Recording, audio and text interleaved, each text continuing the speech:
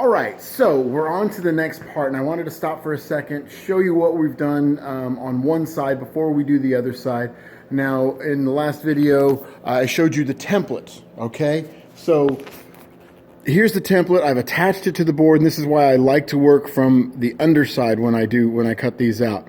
So I've attached it using screws. That way I don't have to worry about filling them or anything like that.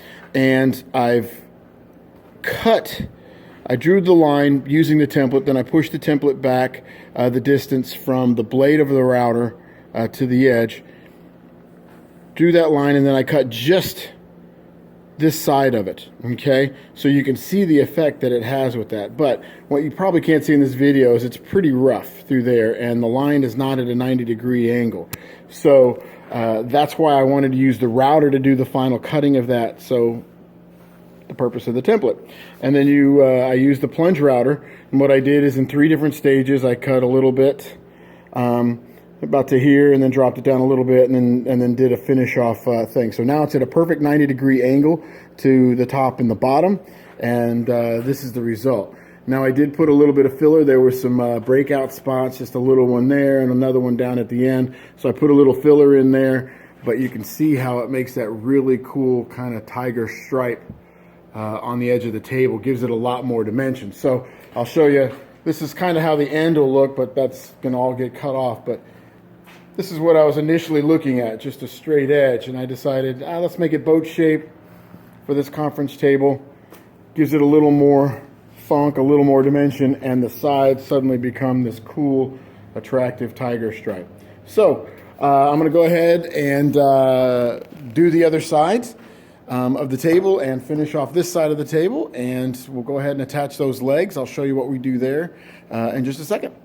All right, so now we've completed the back for the most part. All we got to do is do a little bit more fine sanding and some finish work. Let me show you where we're at. What I've done is put these cross beams on there, like I had mentioned earlier. This is going to help to keep it all tight and secure. I use some pretty long decking screws, 2.5-inch decking screws on that, and just countersunk it a little bit, so it's pretty well in here. Now, those decking screws have threads or a self-drilling thread at the front of it. I would still recommend pre-drilling the hole, just because you don't want to split the seam in any of the plywood. What I've also done is cut the edges off. As you can see, all of the 2 sides, or actually all 4 sides, have been cut off, including these ends. And then I just took my router and I put a nice little finished round bit there, came back, sanded it with a 120, brought the whole thing down with an 80 grit, and then around the edges, about 8 to 10 inches all along the edges here, brought it down with an 80 and then to a 120. Now you can see how the edges are looking there. They're coming out round. Now once I flip it, I'll do the same thing to the top side, round off the edges a little bit, sand it all down, fill any more gaps that might show up. You know, when I was doing this, a couple little spots here and there popped up where there were gaps in the plywood. So I'll fill those before doing some of the final sanding or final finish work. So I also pre-drilled the holes for the base, so everything on the bottom is pretty much ready to go.